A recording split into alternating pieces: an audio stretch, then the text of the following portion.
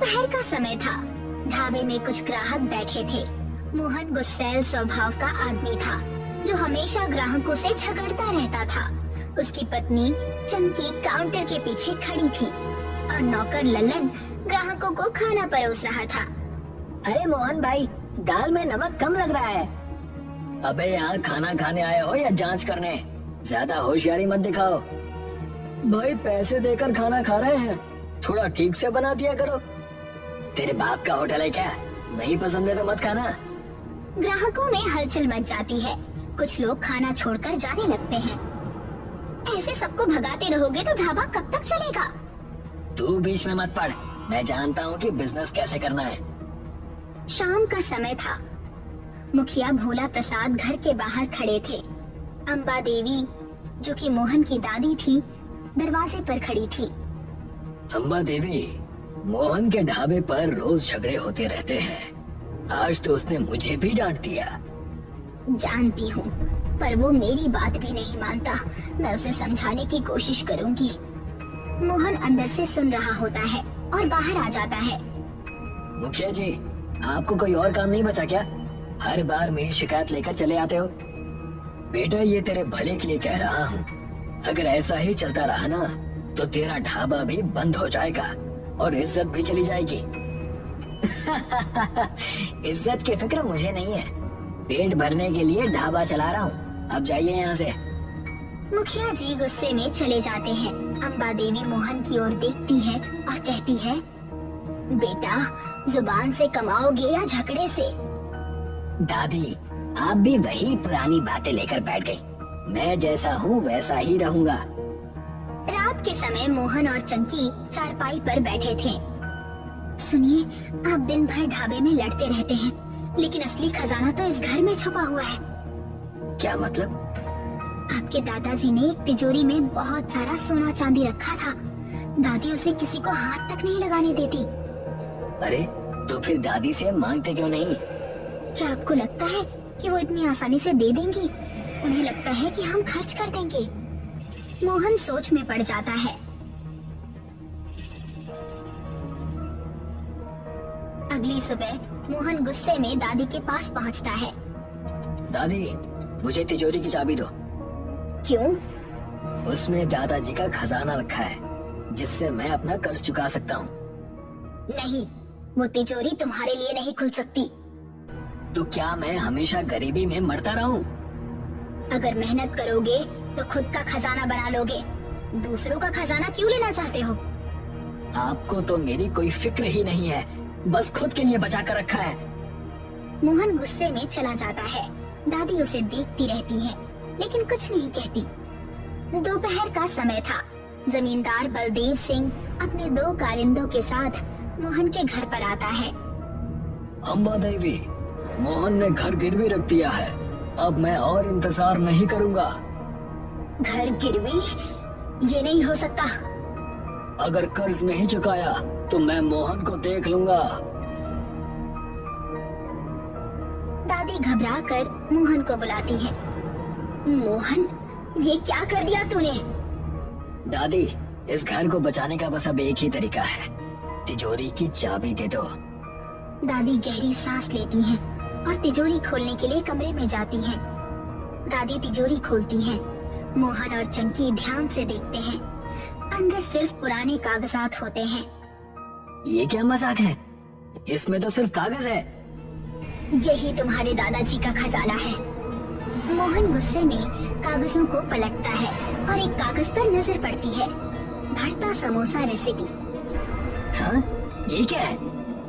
अगर मेहनत और ईमानदारी से काम किया तो ये किसी भी खजाने से कम नहीं है। मोहन गहरी सोच में पड़ जाता है और यहीं से उसकी जिंदगी बदलने की शुरुआत होती है।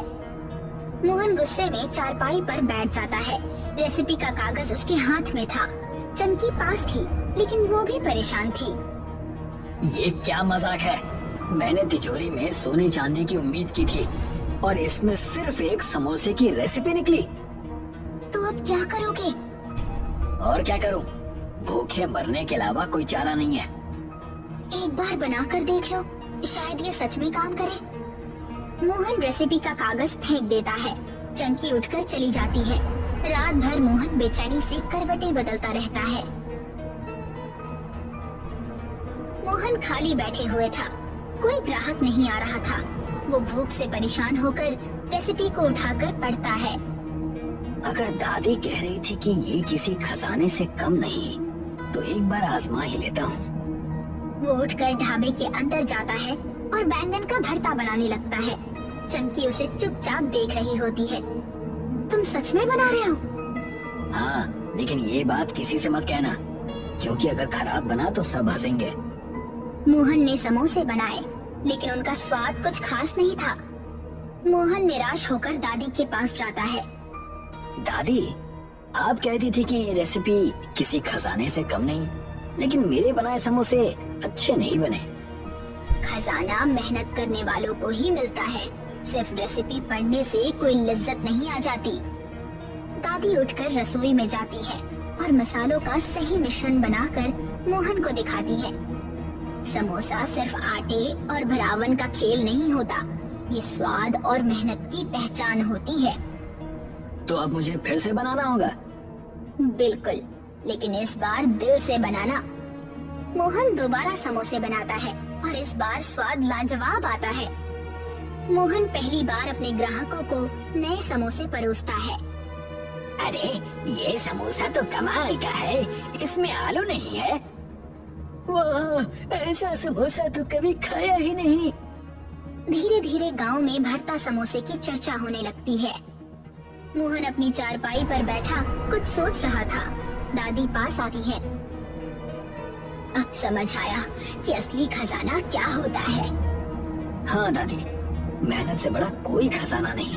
अब मैं सच में अपनी गलती सुधारूंगा। दादी गर्व से मोहन को देखती है। मोहन अब पूरी लगन से अपने ढाबे को फिर से खड़ा करने का मन बना चुका था। कुछ दिन बाद ढाबा अब पहले से कहीं ज्यादा चमक रहा था। लकड़ी की पुरानी बेंचों की जगह साफ सुथरी चौकियां आ गई थी। मोहन काउंटर पर खड़ा था और चंकी ऑर्डर संभाल रही थी। अरे मोहन, ये भरता समोसा तो कमाल का है। लोग इसे खाने के लिए दूर दूर से आ रहे हैं। भाई, अब तेरे समोसे की महक पूरे इलाके में फैल गई है। इतने में गांव का जमींदार बलदेव सिंह आता है। सब उसे देखकर चुप हो जाते हैं। क्यों रे मोहन, आजकल बहुत चर्चे में है तेरा ढाबा। बिल्कुल मालिक, मेहनत रंग लाई है। चल, एक समोसा मुझे भी खिला। मोहन खुद ताजा भरता समोसा तलता है और जमींदार के सामने रखता है।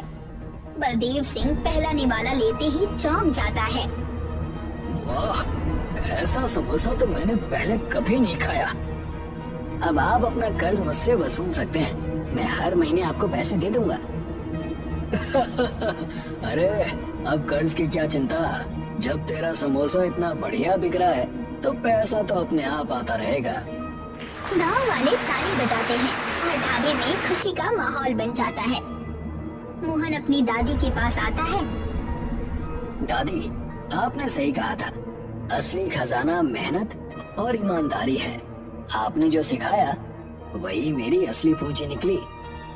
अम्बा देवी भावुक होकर, आज मुझे अपने पोते पर गर्व हो रहा है।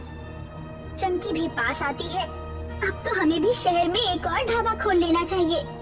सब हंसने लगते हैं। पूरा गांव इकट्ठा था। मोहन अपने ढाबे के बाहर खड़ा था। एक बड़ा सा नया बोर्ड लगाया जा रहा था जिस पर लिखा था, भरता समोसा ढाबा। मोहन की जय हो, भरता समोसा जिंदाबाद। मोहन गर्व से अपने ढाबे को देखता है। उसकी आंखों में चमक थी। उसकी मेहनत और लगन ने उसे एक सफल इंसान बना दिया।